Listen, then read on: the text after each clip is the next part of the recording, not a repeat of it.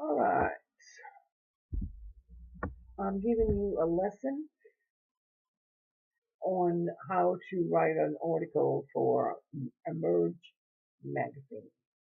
This is video lesson number 1 from Kathleen Mary. Um, I'm going to give you 5 steps in how to write a successful magazine article for the magazine. But before I do, I need to remind you of a few things. Number one, there are some things that you need to know, no matter what you are writing about, no matter what your topic or your subject matter. All magazine writing is subject to grammatical excellence. Enough said, but truly, you have to know how to put a sentence together. You have to know how to use your periods and your commas and your exclamation points. You have to know when to use a parenthesis. You have to know the difference between a semicolon and a colon. You have to know when to use quotation marks and when to use in quotation marks. You have to know the basics of grammar to write an article. And your spelling has to be great. And if it's not, you damn well better use your spell check. That being said, I will let you know that there are a few things that I have come across, and I continue to come across them, and I just don't. There's no place for them in a magazine article. I do understand that many of you write for blogs. You make you have pages that you maintain and run on Facebook. You do a lot of tweeting. You do a lot of other things for maybe blogs and different other things like that. And in writing for blogs and Facebook and tweeting, you may be able to use chat slang. For instance, LOL, LMBO, BFF, ATM. These little slang words are not acceptable in any article that you write. There is a difference between making a post on Facebook and writing an article for any magazine. And the LOLs and the chat slang are just not, they're just not acceptable. So please refrain from using um, this kind of slang in your articles. The same goes for abbreviations. For instance, INT for interest, CONT for continued, LBS for pounds. There's a whole lot more that I'm seeing, but I'm telling you that if you put a word in your article, please spell the word out. Another thing that I'm seeing, if you are writing about something, let's just use this for apple cider vinegar, and you start your article by talking about ACV. Now, if I was reading the article about ACV, I would be wondering, even though I'm reading all the information, I would still be wondering, what in the heck is ACV? The proper way to do it is to begin your article by using the full name. Spell it out. And then, if you would like to use an abbreviation, then explain to your reader that you're using an abbreviation and put apple cider vinegar or parentheses ACV, close parentheses, and continue on. And the next time you want to say apple cider vinegar and you don't want to have to write it out, then you can use ACV because you have already alerted your reader that that is what you are doing. Okay. One more thing I want to talk about, and that is to never, ever put pictures in line with your text. I have asked you all to not do this, and I'm still getting it. I'm still getting articles, the body of the article, the words, the paragraphs, the body of the article with the pictures, where you want the pictures to go. No, that's not the way we do it. That's not the way we do it. That's not the way we do it. I have asked you before and I will ask you again. Please send me the body of the article in a separate file, a Word document. Send me the body of the article in a separate file, a Word document. Then attach to the email with the body of the article in a Word document. You can attach the pictures that you want to go into your story. You don't get to pick where your pictures go. I'm sorry.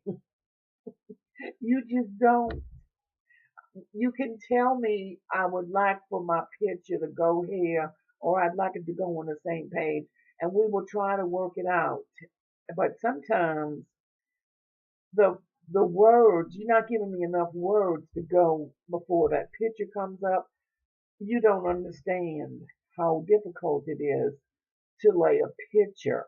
If you give me one paragraph that's just, oh, I don't know, say 3 lines, and then you give me a picture, then that means I'm going to have to waste a whole lot of space to put that picture there with those 3 lines, and I really can formulate the article or make the layout for the article so that I can use up some more of that space.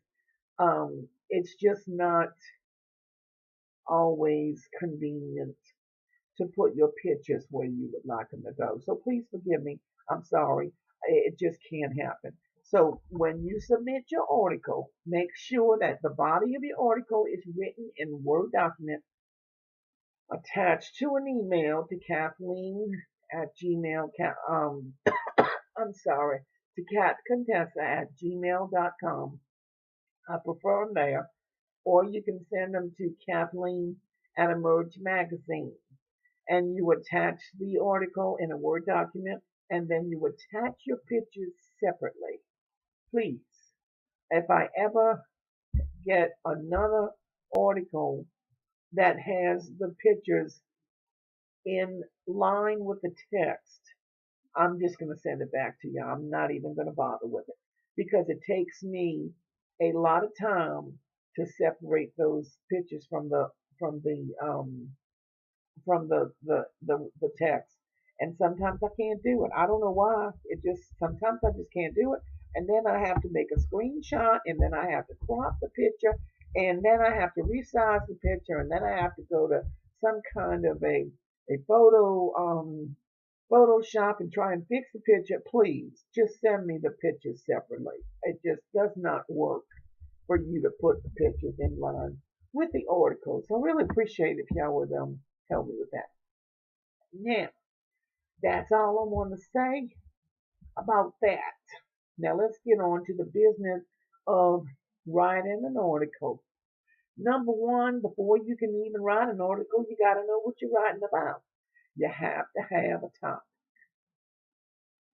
Now, what topic are you going to use? Well, you damn well better use something that you know something about. Number one rule in writing: write about what you know. Never choose a topic that's going to be confusing, that is going to be difficult, that is going to cause some kind of confusion, or never write about something you don't know about. Always write about what you know. All right, that's number one. Number two, once you have your topic, you have to have your facts. Now, how are you going to get your facts? I'm going to tell you there's a couple of ways to get your facts. Number one, research. If you're writing about a particular topic, you're going to have to do some research. Now, I know some of you think, oh, I know everything about this topic. I don't need to do no research. I don't need to check my facts. I don't need to have somebody tell me that, what's what or where's where or anything. Yes, you do. You have got to back up what you're saying. You've got to back up what you're saying with some kind of documentation. You have got to know that what you're telling me, what you're putting in your article, it has got to be backed up. If it's not, then we can't print it. We got to know that what we're saying is real, it's genuine, it's true. We got into a little bit of trouble a couple of months ago. We had an article. One of the guys that I interviewed for the article said some things that were medically incorrect. It was him that was saying it, but a doctor questioned it and asked us why did we put that.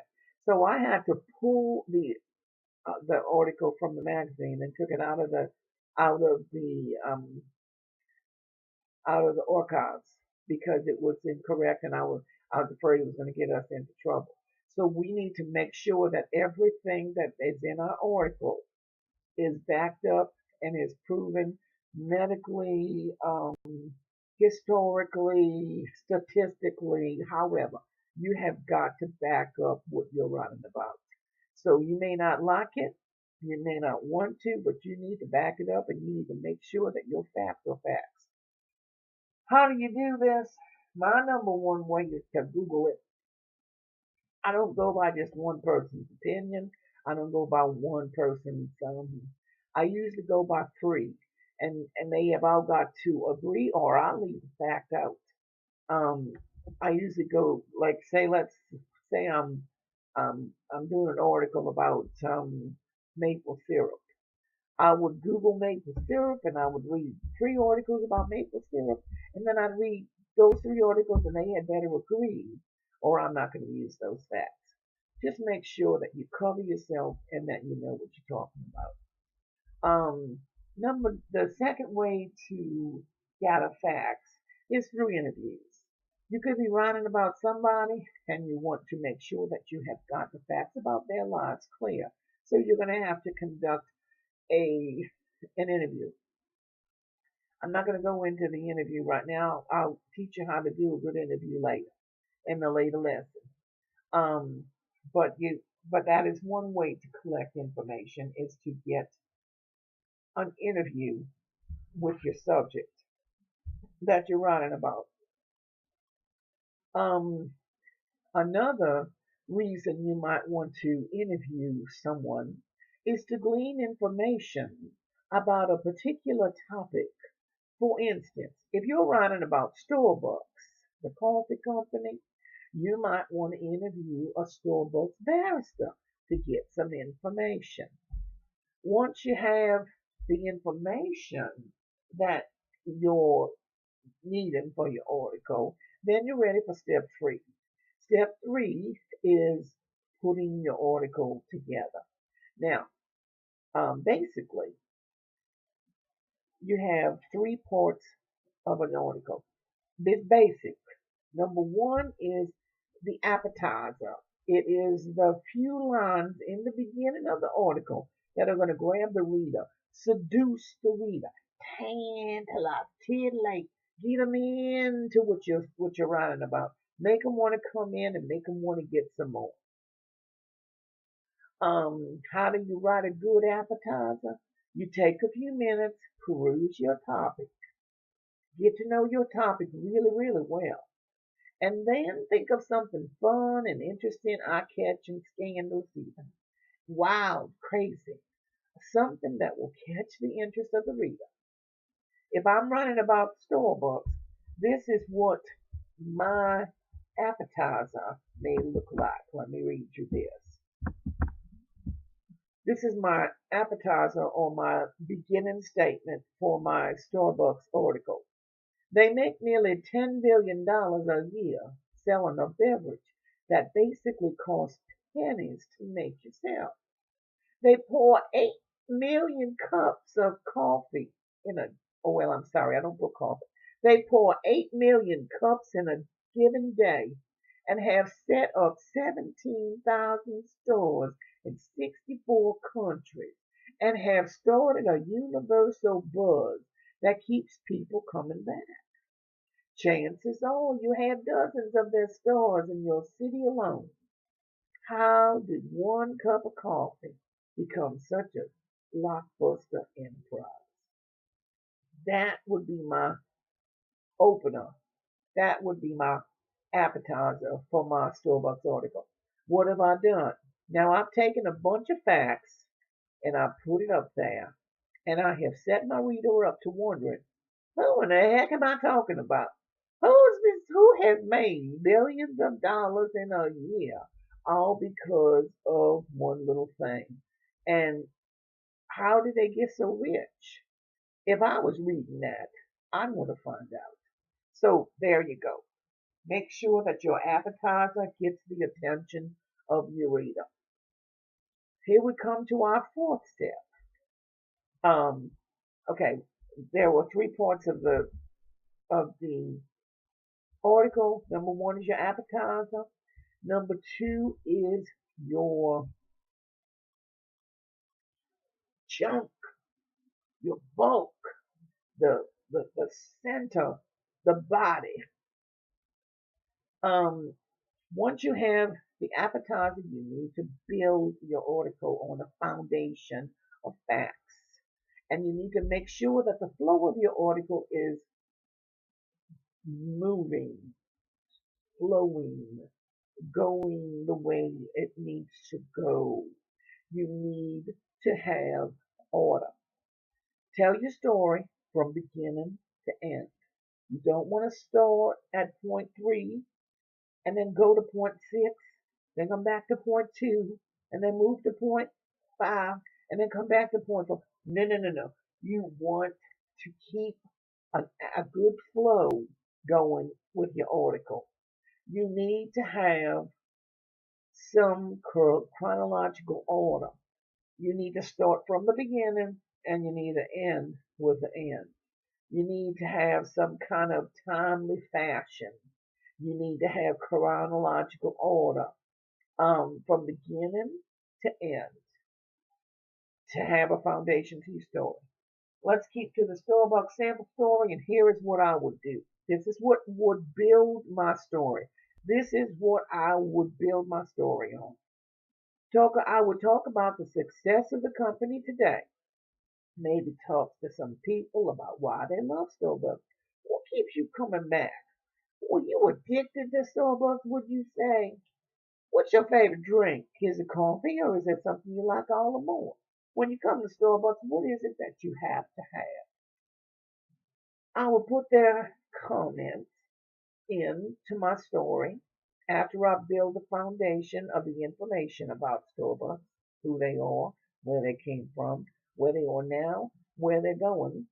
And then I would talk to the people and find out what makes them keep coming.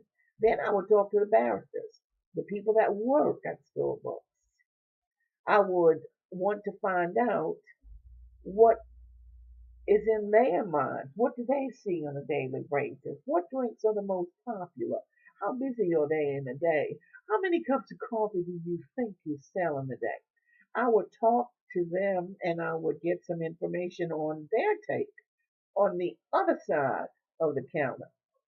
I would talk about the business of coffee and how there are Starbucks wannabes all over the place. That would be the bulk of my article. That is what I would write about. This lays a base for my story, and it is the bulk, the meat, the hunk, the major part. If my story was a sandwich, this would be the meat in the middle. This would be the main attraction. This would be the beef. It would be what makes my sandwich a sandwich. You want to keep to the facts, then you want to add some opinions, then get some day-to-day function, and then bring it to number 5, which is the third part of making your story, and that is the closing. Now, I always like to make a circle when I'm writing. I start with a thought and I leave it. Then I come to a circle. I write the meat of my story and then I bring it to a close. When I'm ready to end, I come back to the same thought. Keep it in line with my Starbucks story. This is how I will end it. In a world where coffee can be gotten at any restaurant, cafe, concession stand, food truck, do we really need to look for gourmet coffee in a cup with Italian names and South American blends? Maybe not. But when you consider the success of Starbucks, when you think of how well they've done with their little old espresso machine, I'd say a cup of coffee ain't just a cup of coffee anymore. I started my article writing about how much money Starbucks makes and how successful they are. And then I ended with the same. You get what I did? I hope so.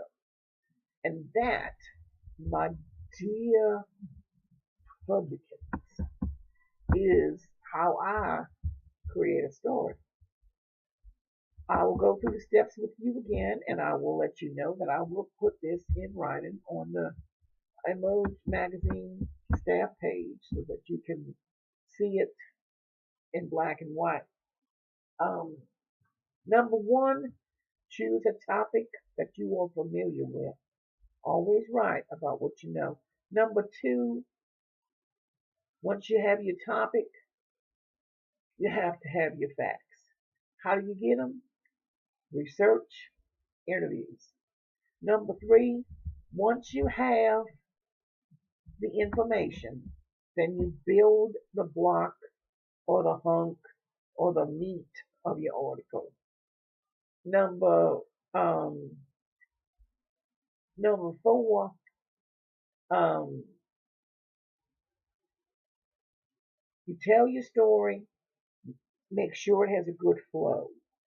Make sure you have a chronological order.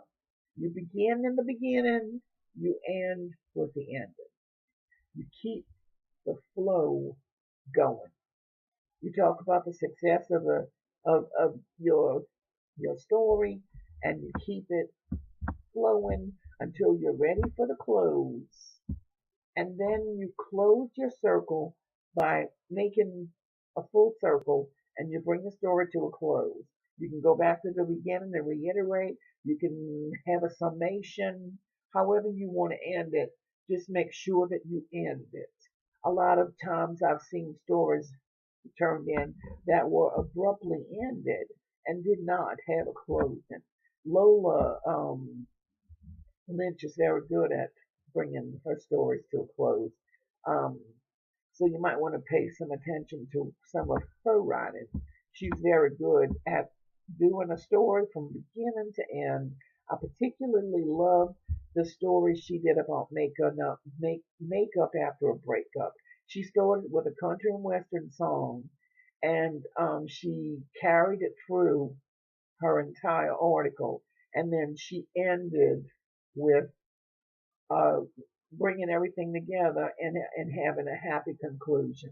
Um, she's very good at it, so I would suggest that you read some of her writings to get an idea of what I'm talking about. And that, my dear friends, brings me to an end. I am almost at 25 minutes. If I was on Google Hangout, I would ask you for questions at this point. Unfortunately, I am not. So I will end my um, lesson on how to build a successful magazine article for emerging